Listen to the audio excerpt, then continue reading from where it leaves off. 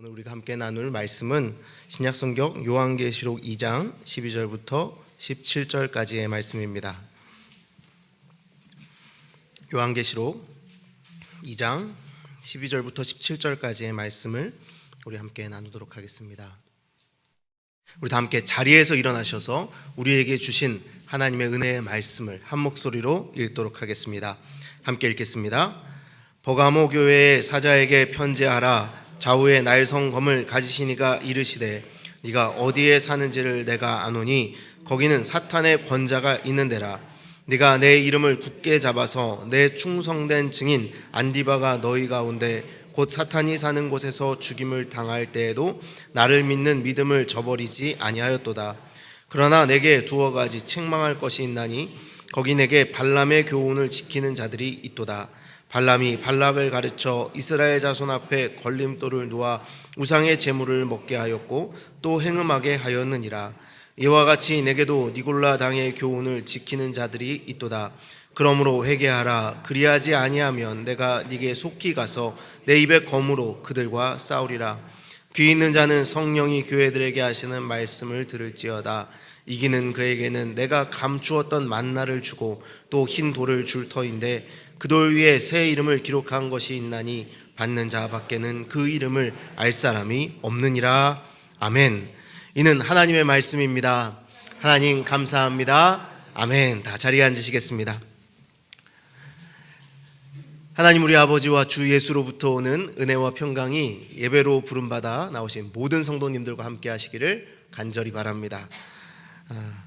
3주째 예수 그리스도로부터 온 편지를 함께 나누고 있습니다. 여러분, 예수님으로부터 오는 편지, 예수님께 받는 편지 여러분 기대가 되시나요? 아니면 이 예수님으로부터 오는 편지가 감사하고 기쁜 마음보다 혹시 우리를 질책하시는 건 아닐까라는 걱정이 먼저 앞서시나요? 아니면 아무 상관도 없다라는 생각이 드시나요?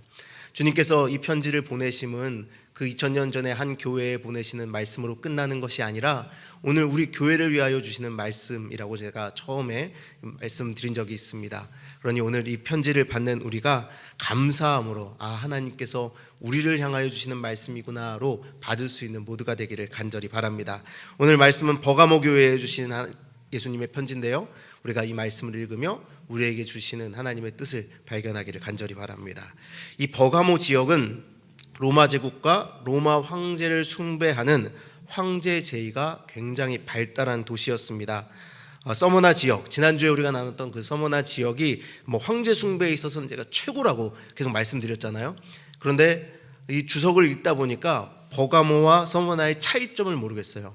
그냥 그 거의 서머나에 버금가는 이 지역이 버가모 지역이었습니다. 황제를 섬기는 것을 자랑으로 여기던 사람들, 황제를 신으로 고백하는 것을, 그분이 나의 주인이 되십니다라고 고백하는 것을 서머나 지역처럼 자랑으로 여기던 사람들이 살던 곳이 바로 이 버가모였습니다. 뿐만 아니라 이 버가모에는 수많은 이교도 신전들이 있었는데요, 이 버가모 중앙에 세워져 있는 그 아크로폴리스, 높은 산 위에 그 수많은 신전들이 있는 모습을 보면 정말 그곳이 우상들이 저 위에서 우리를 다스리는구나 라는 마음이 들 수밖에 없을 정도로 웅장해 보였다고 합니다. 그래서 오늘 말씀에 보면 이곳이 사탄의 권자가 있는 곳이다 라고 예수님께서 말씀하셨는데, 사람들이 예상하기로는 그 아크로폴리스의 모습을 보면 마치 사탄이 그 위에 앉아서 이 버가모 지역을 다스리는 것처럼 보였기에 사탄의 권자가 있는 도시다 라고 말한 것이 아닐까라고 학자들이 예상해 봅니다. 그런데 사실 이 버가모 지역, 이 사탄의 권자가 있는 곳이라고 예수님이 말씀하셨지만 이 사탄의 권자가 무엇인지에 대해서는 학자들 간에 조금씩은 논쟁이 있습니다. 아마 이것이 사탄의 권자로 보였을 것이다, 저것이 사탄의 권자일 것이다 라고 사람들이 이렇게 얘기하는데, 대충 이렇게 가장 줄여서 한 10가지 정도의 학설이 가장 크게 지지를 받는 학설이라고 합니다. 제가 오늘 여기서 그것을 다 말씀드릴 필요는 없는 것 같고요. 그런데 제가 여기 10가지 학설이 있다라고 이렇게 말씀드린 이유가 뭐냐면, 이 버가모 지역이 어느 곳을 가더라도 이렇게 사탄이 이곳을 그리스도인의 입장에서는 사탄이 이곳을 다스리는구나라고 볼 수 있을 정도로 로마 황제를 섬기는 것과 이방신들을 섬기는 것에 열심인 그 도시였다라는 것을 알 수 있다라는 겁니다. 이 중요한 것은 그래서 버가모 교인들이 사는 곳은 사탄의 권자가 있는 곳이다라고 불릴 만큼 그렇게 다양한 그 이방 신들이 있는 곳이었다라는 것이죠. 그래서 버가모는 사탄이 왕자에 앉아서 마치 왕과 같이 통치권과 영향력을 행사하는 도시였고, 사탄은 버가모의 기관들과 개인들을 총동원하여 그리스도인들을 핍박하여 그들의 신앙을 무너뜨리려고 했습니다. 바로 그런 곳에서 성도들이 살아가고 있었습니다. 사탄의 권자가 있는 곳 말입니다. 그런데 하나님께서, 예수 그리스도께서 그들에게 편지를 보내시며 저는 참으로 이상한 것을 느꼈습니다. 뭐냐 하면 이곳이 정말 사탄의 권자가 있는 곳이고 그 완전한 사탄의 다스림 안에 있는 곳이라면 예수님께서 버가모 교회를 향하여 말씀하실 때 뭐라 말씀하시는 것이 옳을 거라고 여러분 생각하십니까? 저는 사실 정말 이곳이 사탄의 완전한 다스림 속에 지배받는 곳이라고 한다면 예수님께서 그들에게 이곳을 빨리 떠나라고 말씀하시는 것이 옳다라고 생각했었습니다. 왜냐하면 이곳은 사탄의 다스림을 벗어날 수 없는 지역이니까 말입니다.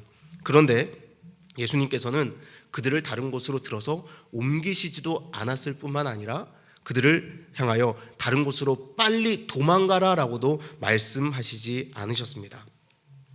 오히려 예수님은 오늘 그들에게 향하여 말씀하시기를 사탄의 권자가 있는 곳이라고 말씀하셨지만 진정으로 그곳을 누가 다스리시는지를 알게 하고 싶으셨던 것 같습니다.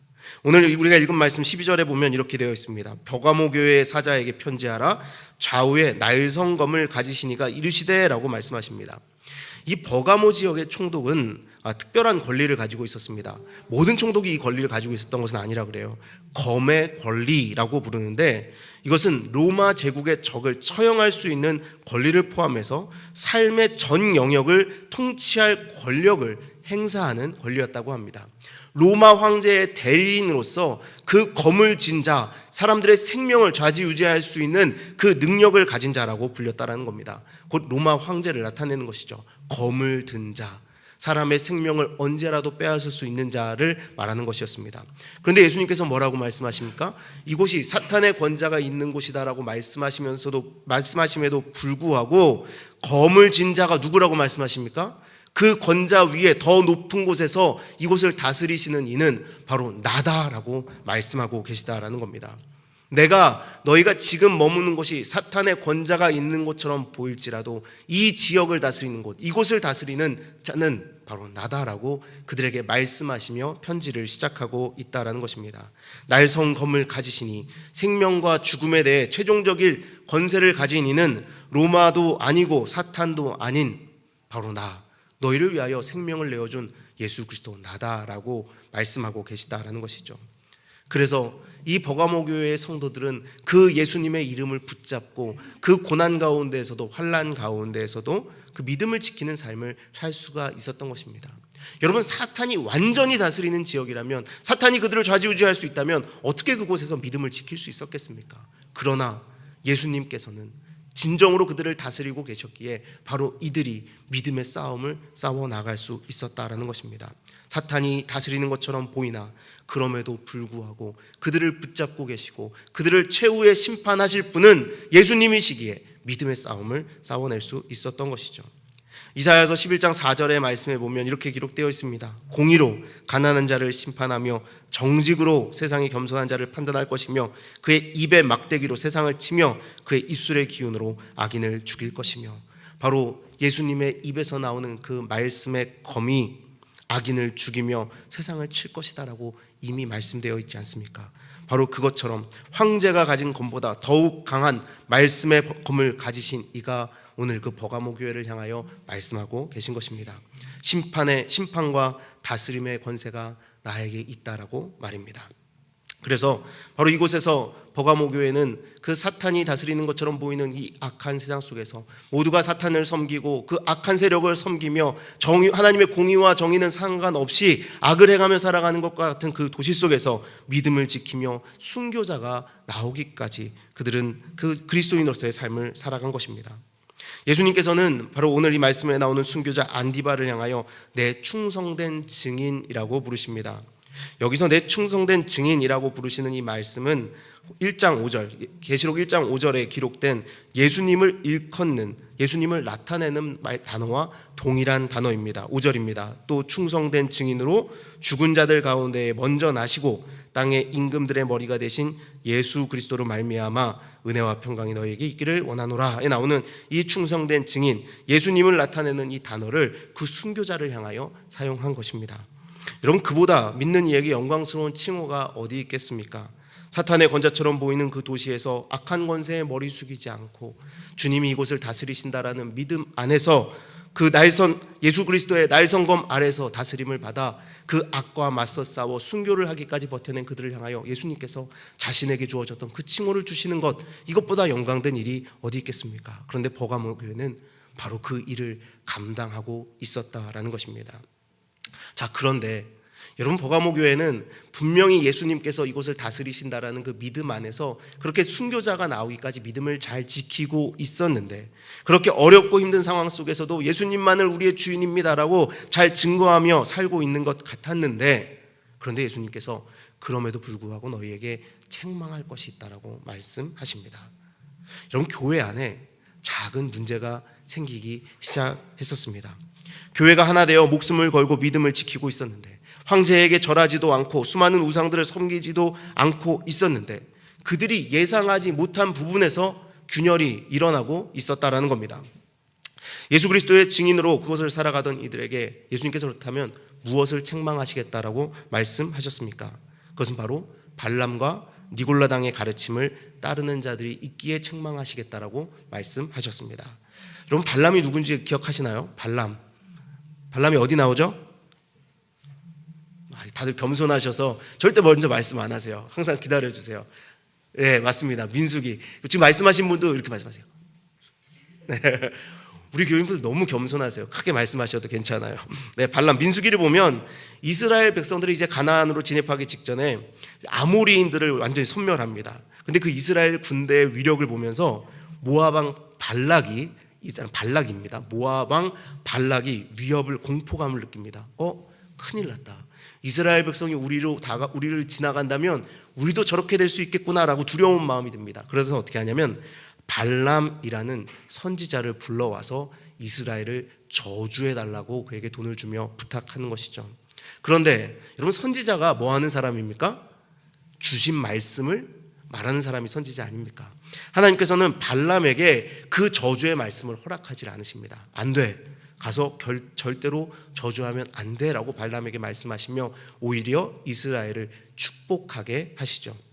그래서 민수기 23장 8절에 보면 이렇게 되어 있습니다. 하나님이 저주하지 않으신 자를 내가 어찌 저주하며 여호와께서 꾸짖지 않으신 자를 내가 어찌 꾸짖으랴라고 발람이 이야기하면서 결국 이스라엘을 축복한 이후에 발람은 돌아가 버리고 맙니다.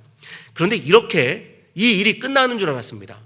그냥 하나님께서 발람을 막으셔서 저주하지 못하게 하시고 축복을 오히려 빌게 해주셨구나라고 알고서 이 일이 끝나는 줄 알았는데, 이스라엘이 아직 모압 땅 시딤에 머물고 있던 그때 모압 여자들이 자기 신들에게 제사를 하는 자리에서 이스라엘 백성들을 청합니다.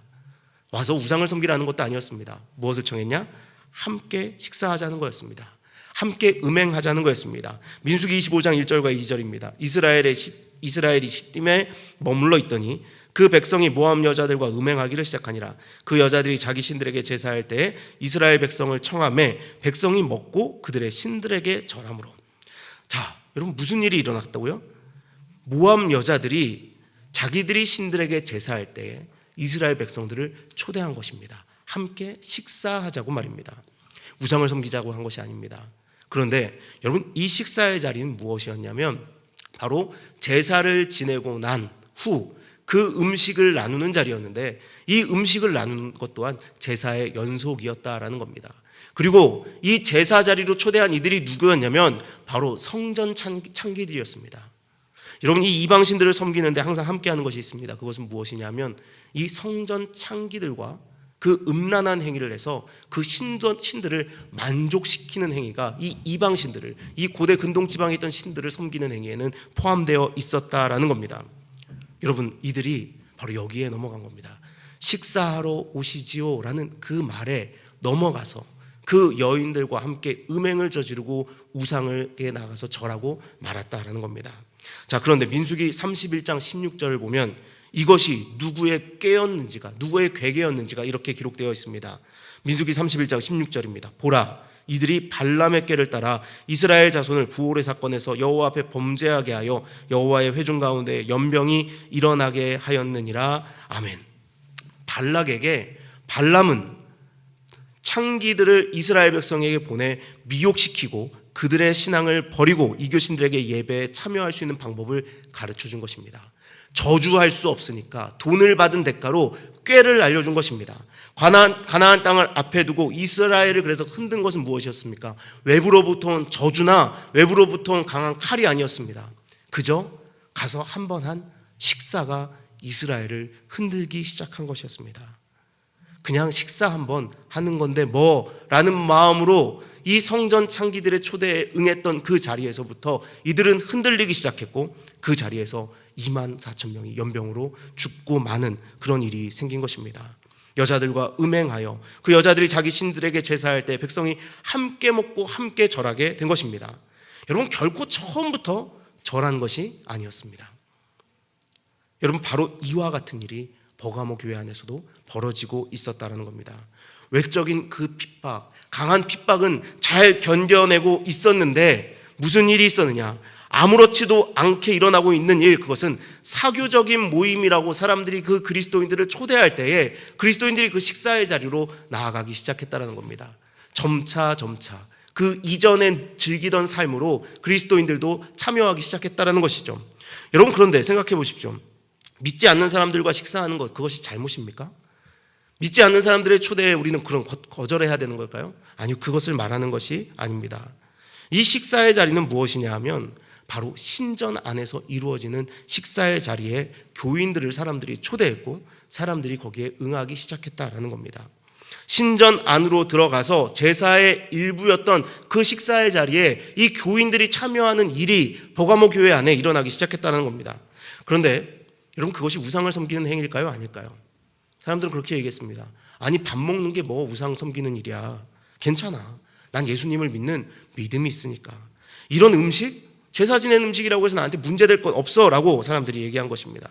그런데 여러분, 이것이 발람의 그 교훈을 따르는 것이라고 동일하게 말씀하신 이유가 무엇일까요? 바로 그 식사 자리에는 항상 성전 창기들이 참여했고 그 자리는 행음으로 이어졌습니다. 그리고 그것이 뭐라고요? 우상을 만족시키는, 거짓된 신들을 만족시키는 바로 그 행위였다라는 것입니다. 그러니 나는 믿음이 있기에, 나는 지혜가 있기에 괜찮아라고 말은 했었지만 자신들도 모르는 사이에 우상을 섬기는 곳으로 이들은 초대받아 나갔고 그 행위를 하고 있었다라는 겁니다. 결코 이들이 예수님을 부인하거나 신앙을 포기한 적은 없습니다. 그들의 입술로 나는 예수님 안 믿어, 예수님 저주해 라고 말한 적은 한 번도 없었습니다. 그저 버가모 지역에 유행했던 헬라 문화, 아니 그 이전에 내가 예수님 믿기 이전에 그냥 살아오던 그대로 살아가고 있을 뿐이었습니다. 믿음과 상관없어 보이는 식사의 자리, 내가 이전에 어울리던 사람들과 그냥 어울리며 살아갔을 뿐입니다. 식사 자리에 가는 것이 뭐라고요? 안 믿는 사람들이랑 어울리는 게 뭐라고요? 그 사람들이 거기서 로마 황제를 섬기라, 우상을 섬기라 말하지 않았습니다. 나는 결코 머리를 조아려 그들 앞에 결코 숙인 적이 없습니다라고 이들은 변명할 수 있었을 것입니다. 그런데 그것이 자신들도 알지 못하는 사이에 우상을 섬기는 행위였다라는 겁니다. 여러분, 순교자를 배출한 교회였습니다. 칼이 그들을 겁박해 들어올 때 그 칼에 반대하여 우리는 목숨을 내어줄지언정 예수님을 포기할 수 없다라고 말했던 그런 교회였습니다. 그런데 어떻게 하다가 이렇게 되고 만 것일까요? 이들이 그렇다면 아무렇지도 않게 제사의 일부인 식사의 자리에 참여하면서도 스스로 괜찮다라고 생각했던 그 위로했던 논리는 무엇일까요? 우리가 이전에 에베소 교회에 대하여 나눌 때 니골라당에 대하여 설명드린 적이 있습니다. 혹시 기억하시나요? 이 니골라당은 영으로 구원을 받았으니 육체의 문제는 아무것도 아니다라고 말하는 사람들이었습니다. 그러니 육체의 죄에 대해서는 양심의 가책을 받을 필요가 없다라고 말하는 사람들이었죠. 육체의 죄가 구원받은 영에 영향을 줄 수 없다라고 믿는 이들. 그런데 바로 이들이 교회 안에서 힘을 발하고 있었다라는 겁니다. 에베소 교회는 그들을 거절해냈지만, 에베소 교회는 그들을 교회 안에서 쫓아낼 수 있었지만, 이 버가모 교회는 이들이 교회 안에서 힘을 가지고 있었다는 겁니다. 그러니 여러분 어떻습니까? 이 둘이 만났으니 얼마나 잘 됐습니까? 육체의 죄를 짓고 돌아오면 사람들이 얘기합니다. 괜찮아. 너 예수님 믿지? 너 구원 받았지? 그러니 그렇게 살아도 괜찮아. 너 아무리 죄져도 너의 구원에 그것이 영향을 미치지 않아라고 말하는 사람들이 교회 안에 있었다라는 겁니다. 그들의 잘못된 교례로 말미암아 교인들을 위로해주고 있었습니다. 교회 외적으로 부딪혀오는 일에서는 강한 모습을 보여줬지만 그들의 삶에 스며드는 아주 소소한 작은 일들에 있어서는 그들의 삶을 조금씩 내어주고 있었다는 것입니다. 오히려 나는 자유롭다라고 말하였지만 우상에게 잠식되어져 가는 인생, 우상에게 묶여져 가는 인생을 살고 있는 것이 바로 버가모 교회였습니다. 여러분, 작은 일들, 그러나 이 작은 일들에 양보하기 시작하자 결국은 우상 숭배에 타협한 교회가 되어버리고 말았다는 것이죠. 여러분, 우리 주위에도 이렇습니다. 이렇게 작은 습관처럼 우리의 시간과 노력을 훔쳐가는 수많은 잠재적 신들이 우리 주변을 둘러싸고 있습니다. 하나님을 사랑하지 않아서 그런 것들을 섬기는 것이 아닙니다. 하나님을 사랑하지만 이 세상에 속한 것도 사랑하기에 그렇게 빠져들고 마는 것입니다. 요한일서 2장 16절 말씀입니다. 이는 세상에 있는 모든 것이 육신의 정욕과 안목의 정욕과 이생의 자랑이니 다 아버지께로부터 온 것이 아니요 세상으로부터 온 것이라. 여러분 생각해 보십시오. 육신의 정욕, 안목의 정욕, 이생의 자랑, 사실 다 얼마나 우리가 원하는 것입니까? 얼마나 다 가지고 싶은 것입니까? 그런데 하나님을 섬기면서도 그것을 가지고 싶어하는 마음 다 우리 안에 있지 않습니까? 그래도 조금인데, 작은 것인데, 아주 작은 안목의 정욕인데, 육신의 정욕인데, 이생의 자랑인데 설마 안 된다고 하겠어? 예수님께서, 사랑의 하나님께서 안 된다고 하겠어? 라고 우리 잘 생각하지 않습니까? 그런데 분명히 성경은 이야기합니다. 결코 그것은 다 아버지께로부터 온 것이 아니라고 말입니다.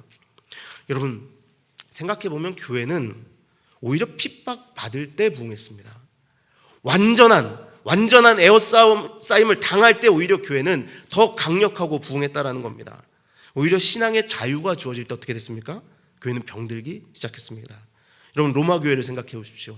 로마가 교회를 국교로 인정하기 전에는 교회에 은과 금은 없었습니다. 그러나 교회에 은과 금은 없었으나 성전 미문에 앉아있던 아무도 관심 가지지 않던 사람을 바라보는 사랑의 눈이 교회 안에 있었습니다. 그리고 그의 손을 잡아 일으킬 수 있는 나사렛 예수의 이름으로 일어나 걸어라 라고 말할 수 있는 능력이 교회 안에 있었습니다. 그런데 여러분, 로마의 국교로 이 기독교가 인정받자 어떤 일이 생겼습니까? 교회는 화려해져 갔습니다. 교회 안에는 은과 금으로 가득 찼습니다. 그런데 무엇이 사라졌습니까? 나사렛 예수의 이름으로 그 손을 잡아 일으키던 능력이 사라졌습니다. 그 아무도 관심 가지지 않던 한 사람을 바라보던 사랑의 눈이 사라졌습니다.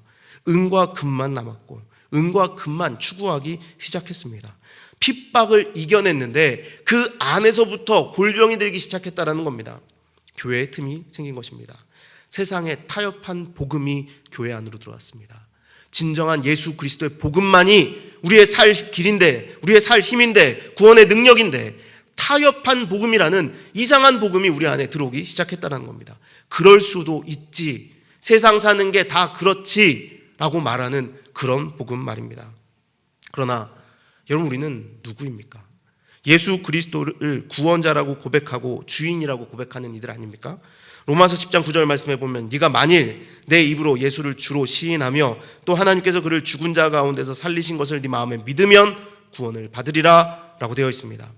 여러분, 주인으로 시인하며 예수님을 구원자로 믿지만 또한 주인으로 시인하기도 해야 된다는 겁니다.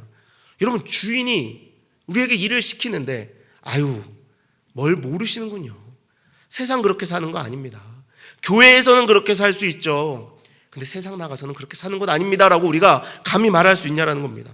교회를 벗어난 세상에서는 완전한 그리스도인이 아닌 우리는 거의 그리스도인으로 살아가는 경우가 너무나 많습니다. 여러분, 거의 그리스도인으로 살아서는 안 됩니다. 오늘 여기서 완전한 그리스도인으로 살고자 결단했다면 우리가 이 문 밖을 나서더라도 반드시 완전한 그리스도인으로 살아가야 한다는 것입니다. 그런데 버가모 교회는 분명히 외부에서 들어오는 거대한 압박을 막아내긴 했지만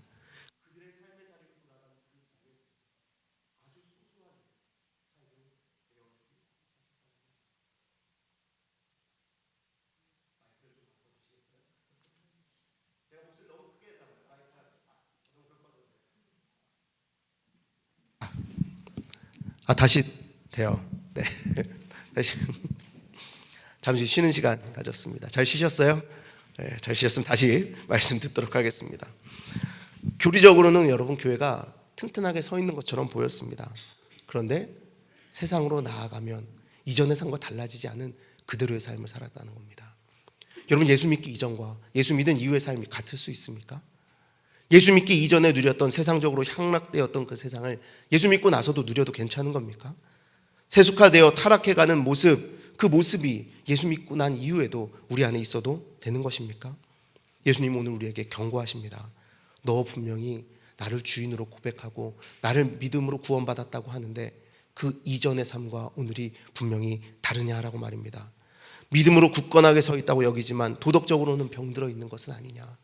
믿음으로 굳건하게 서 있다고 말하지만 세상에 나아가서는 내가 말하는 정의와 공의를 행하지 않고 너희 그냥 그렇게 살아가고 있는 것 아니냐라고 묻고 계신 것입니다. 여러분 한번 교회에 대해서 생각해 봤으면 좋겠습니다. 여러분 외부적으로 우리가 교회가 많은 선한 일을 한다고 합니다. 맞습니다.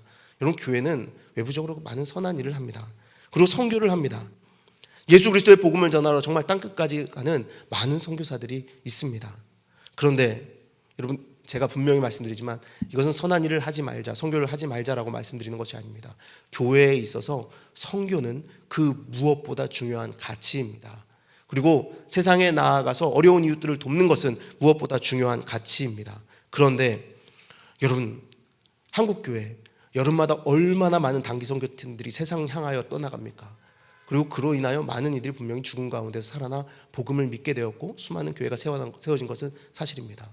그런데 그 여름마다 여러분 수많은 선교팀들이 세상 끝을 향하여 떠나는 것만큼 그 선교팀 안에서 많은 사람들이 상처받아서 교회를 떠나는 일들이 일어납니다.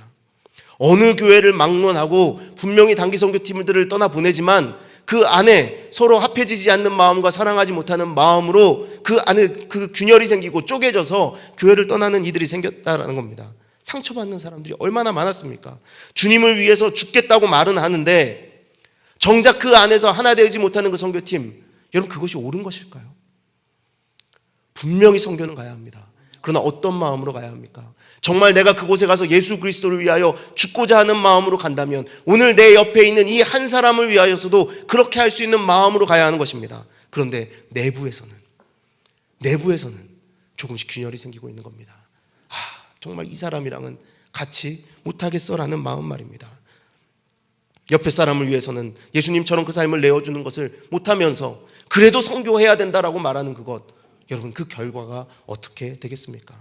그런데 교회가 지금 이렇게 버가모 교회처럼 내부에서부터 골마가고 있다는 겁니다. 제가 교회를 다니면서 이제 46년이라는 그 평생, 아직 젊습니다. 46년이라는 평생을 살아오면서 교회에서 들어왔던 말 중에 제일 놀라운 말을 꼽으라면 제가 꼽는 말이 있습니다. 한 번은 교회에서 어떤 행사를 해야 하는데 그 행사를 담당하셔야 하시는 분들, 그 행사를 진행하시고 준비하셔야 되는 분들이 좀 몸이 너무 아프신 경우가 있었습니다. 그래서 제가 그 행사를 담당하는 담당자였는데 그게 이제 책임자에게 그렇게 말씀드렸어요. 이분들이 몸이 너무 아프십니다. 그래서 충분히 미룰 수 있는 행사 같은데 이분들이 좀 회복되시고 이것을 할 만한 여력이 됐을 때 이 교회에서 이 일을 진행했으면 좋겠습니다라고 그 위에 책임자에게 말씀을 드렸던 적이 있습니다. 그런데 그분이 저한테 그런 말씀을 하시더라고요. 그렇게 해가지고 어떻게 교회 일해? 일할 사람들은 많아. 떨어져 나갈 사람들은 빨리 떨어져 나가는 게 서로에게 좋은 거야. 교회가 예수 그리스도께서 다시 오시는 그날까지 앞으로 빨리 나가야 되는데 언제까지 그 사람들 기다리고 있겠어? 그냥 그만두라 그러고 다른 사람들 구해서 그 일 해. 딱라고 말씀하시는 거예요. 사실 그날 교회를 떠날까라고도 마음을 먹었습니다. 내가 목회를 그만해야 되나라는 마음을 잠시 가졌던 적도 있습니다. 여러분 정말 이게 맞습니까? 아무리 교리적으로 튼튼하고 성교하고 사회 봉사하면 뭐합니까? 그 안에서 하나님께서 주시는 마음이 있는 것이 아니라 오직 교회가 세속적으로 성공하기만 바라는 마음이 있다면 그게 우상 숭배와 뭐가 다르냐라는 말입니다. 여러분, 오늘 교회로 부름받아 나오셨습니다. 분명히 우리는 부름받아 나온 하나님의 백성들입니다. 그런데 여러분, 이 안에 정말 어떤 마음이 여러분 안에 자리 잡고 있습니까? 아주 작은 마음까지도 점검해 보십시오. 오늘 여기서 그리스도인으로서 확인하고 세상으로 돌아간다면 그곳에서도 진정한 그리스도인으로 살아가고 계십니까? 아니면 오늘 여기서는 그리스도인이지만 세상에서는 거의 그리스도인으로 살아가고 계십니까? 삶의 작은 여경에서 믿음을 적용하며 살아가는 일에는 관심이 없는 삶을 살고 있는 것은 아닙니까? 우리가 살아가는 곳은 사탄의 권자와 같은 세상입니다. 그러나 아무리 그렇게 보인다 할지라도 이 땅을 다스리시고 심판하시는 분은 좌우에 날이 선 검을 가지신 예수님입니다. 교회뿐만이 아니라 세상에서도 말입니다. 그런데 어떻게 세상에 나아가서는 세상의 법을 따르며 교회에 와서만 예수님이 나의 주인이십니다라고 말할 수 있습니까? 여러분, 이제 그런 우리에게 예수님께서 회개하라 말씀하십니다. 회개하고 제발 세상에서도 그 작은 일 하나에조차도 참된 그리스도인으로 살아가라 말씀하십니다. 여러분, 그러기 위해서는 여러분 말씀의 검으로 쪼개지는 역사가 있어야 합니다. 예수 그리스도 그 입에서부터 나오는 말씀의 검으로 쪼개지는 역사가 있어야 한다는 것입니다. 말씀으로 돌아가야 합니다. 내 생각, 세상의 경험, 예수 믿기 이전에 살아왔던 그 세상의 방법대로 세상을 살아가는 것이 아니라 오직 말씀으로 돌아가서 그 말씀으로 쪼개진 인생으로 살아가야 한다는 것입니다. 그때야 하늘에서 내려온 참된 양식, 예수님으로부터 오는 그 영원한 삶을 누리는 우리가 되는 것입니다. 그리고 새 이름을 기록한 흰 돌을 받을 것이라고 합니다. 여러분, 이 돌은 승리를 상징하는 돌입니다. 거기에 새겨진 이름은 회개한 자들만이 알 수 있다고 되어 있습니다. 그래서 그런지 이것도 여러 가지 해석들이 있어요. 우리의 이름이 새겨져 있다, 예수님의 이름이 새겨져 있다, 그리고 흰 돌이 무엇을 의미한다, 해석이 많습니다. 그런데 중요한 것은 뭡니까? 승리를 상징하는 그 흰 돌을 주신다라는 겁니다. 예수님께서 우리를 승리한 삶을 살게 해주시겠다라는 겁니다. 그것이 진정으로 승리한 삶이라는 겁니다. 앞에서 다가오는 그 칼에 맞서서 목숨을 내놓겠습니다라고 결단하는 그것뿐만이 아니라 세상에 돌아가서 아주 소소한 일처럼 보이지만 아무렇지도 않은 일처럼 보였지만 그 일에 예수 그리스도의 제자로서 내 삶을 들여 충성하는 그 모습을 보이는 것만이 승리한 삶이라고 예수님 말씀하시는 겁니다. 여러분 이제 세상에서 사람들을 만날 때 어떤 모습으로 그들을 만나시겠습니까? 예수님 믿기 이전에 그 모습으로 사람들을 만나실 겁니까? 아니면 그리스도인으로서 사람들을 만나실 겁니까? 우리가 무슨 일을 한다고 할 때, 아니 교회 일도 그렇습니다. 교회 일을 하면서조차도 우리는 예수 그리스도는 잠시 내버려 두고 일을 어떻게 처리해야 할 것인지에 먼저 마음을 빼앗기지 않습니까? 그리고 교회가 먼저 더 이렇게 세속적으로 성공하기를 바라는 마음, 그것이 먼저 앞서진 않습니까? 여러분, 이제 우리는 예수님 앞에 나아가 우리의 그 약한 부분을 인정하고 그 이전으로 돌아가 그냥 그렇게 사는 것이 아니라 약한 부분을 인정하고 회개하고 돌이켜서 예수님이 원하시는 대로 살아가는 모두가 되어야 할 것입니다. 사랑의 하나님께서 우리를 사랑하시니, 하나님은 사랑하시니 여러분 괜찮다라고 말할 수도 있습니다. 예, 그렇게도 말할 수 있습니다. 거의 그리스도인으로 살아가더라도 하나님은 분명히 우리를 사랑하십니다. 하나님은 분명히 사랑하십니다. 왜냐하면 그분께서 사랑하시겠다라고 약속하셨기 때문에 언약에 신실하신 하나님은 분명히 우리를 사랑하십니다. 그러나 여러분, 그것이면 됩니까? 그것으로 충분합니까? 버가모 교회처럼 하나님께서 책망하실 때에 그 책망을 듣고도 예 주님, 그래도 저는 괜찮습니다, 세상에서 저는 그렇게 살아가겠습니다라고 말해도 괜찮은 겁니까? 여러분, 이제 우리가 진정으로 하늘의 만나를 맛보며 승리의 삶을 살고자 한다면 아주 작은 일부터, 우리의 삶에 스며드는 아주 작은 일부터 양보하지 마시고 그리스도인이 되는 그 훈련을 해가는 모두가 되길 바랍니다. 오늘 여기서 여러분 베풀어 주시는 은혜에 흠뻑 젖어 드십시오. 오늘 여기서 우리를 사랑하신다 하시는 하나님의 음성을 들으십시오. 그리고 세상을 나가서 바로 그 마음으로, 그 능력으로 선교하고 사회봉사하고 죽어가던 이들에게 손을 내밀어 줄 수 있는 진정한 그리스도인으로 세워지는 저와 여러분 되시기를 바랍니다. 바로 그때 우리가 참된 승리를 맛보게 될 줄 믿습니다.